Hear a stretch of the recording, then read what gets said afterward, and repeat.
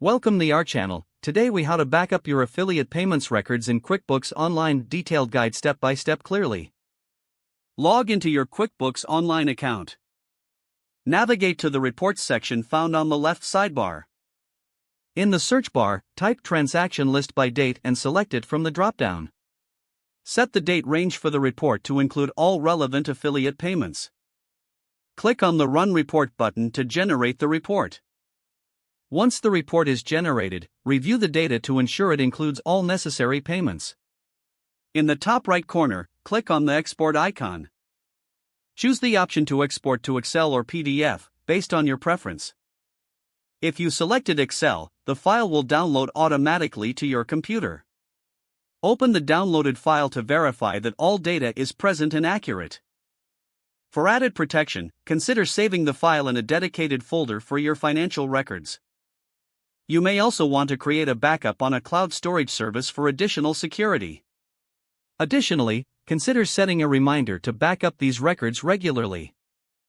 For ongoing tracking, ensure your affiliate payments are categorized properly in QuickBooks. Regularly generate and save reports to maintain up-to-date records. Having a consistent backup strategy will help safeguard your financial information. If the page does not load, refresh the browser or try again in a private or incognito window. Make sure you are using the correct email address, then retype it carefully to avoid small typos.